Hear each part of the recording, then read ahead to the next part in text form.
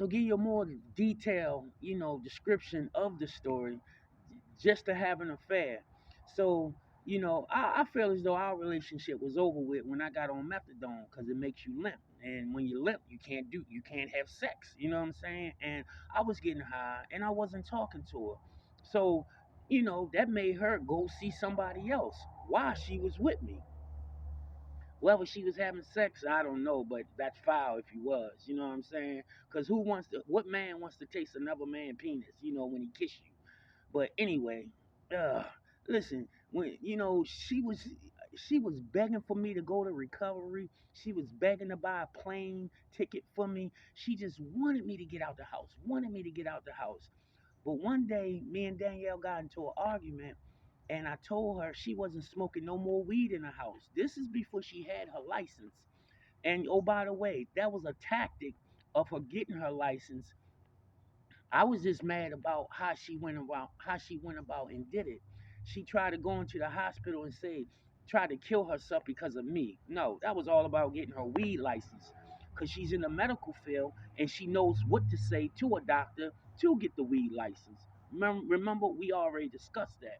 How you would get your weed license. I was just upset that you blamed me. But anyway, so she trying to get me up out the house, finding any way and doing anything, just to have an affair with this other man. One time she was gonna buy me a plane ticket. She told me in my face, "I don't want you no more." Blah blah blah. You need to get out. Blah blah blah. And she just kept on using excuses. Till one day, her brother said to me, "Do you know how hard it's for me to kick you?" But I took it the wrong way. I think he was meant because he was hurt and the position he was in, he couldn't kick me. But then I said, um, "Do you know how hard it's for me not to shoot you in your head?" Then he said, "Oh, what are you threatening me?" Then he said, "Oh, call the police." Man, Danielle hopped on the phone and called the police. And yo, I saw the resentment in her eyes and her face when the police said, what's his nationality? Danielle was like, he's black. Oh man, did I see the current come out here in her ass, yo? So the police came, we talked, that didn't work. So I told Danielle and her niece that's young, the one she keep getting high with on the balcony, I said, listen, yo, y'all not smoking weed no more in here, because the weed that they was smoking had fentanyl in it. And that's when Danielle attitude changed. And I said, y'all not smoking no more weed in here.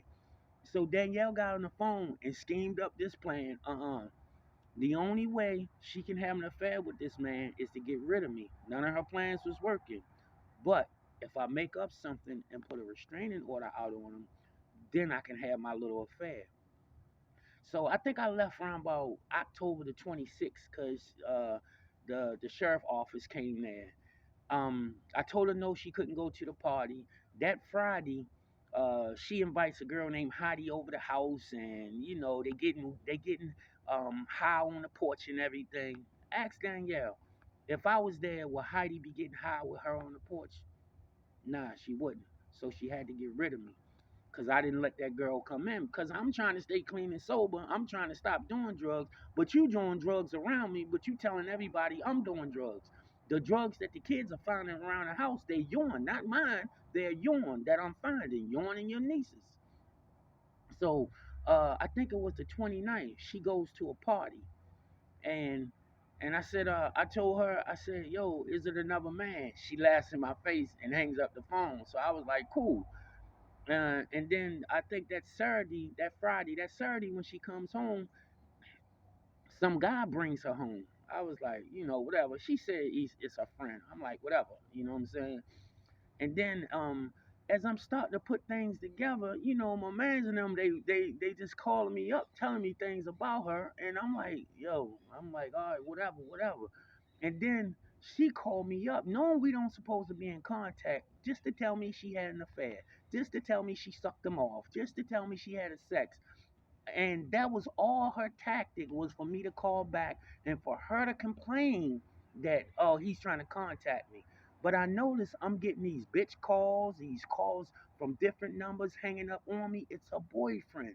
Keep calling me. Now, what do I supposed to do? Call back. If I call her back, guess what? I break the violation. I'm locked up even more, just so she can be with him and have an affair. Now this guy threatened my kids, threatened me, told me my kids like him. They don't like me. My kids hate me. Calling me up, telling me that's why I'm texting my kids. Do y'all hate me? Because it was disturbing to me. You know what I'm saying?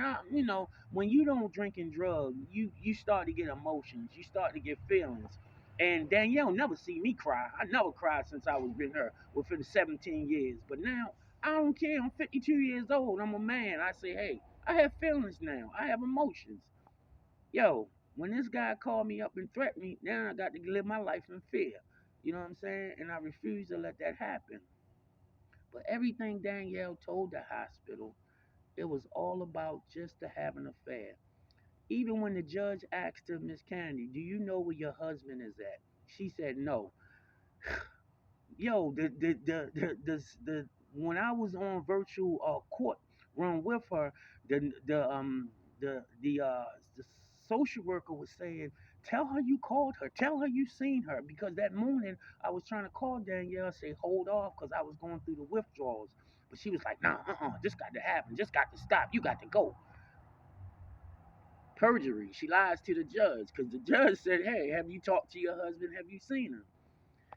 The only way that Danielle is going to get clean and sober and for her to restore her back to herself is she get locked up or somebody stop her from what she's doing, because you wanting to get me killed, that's just going too far. I'm restored back to me. I am a strategist, a campaign planner, and a fundraiser. That's who Leonard is. That other guy you met was OJAG. You know, the forced character defects you develop when you're drinking drugs.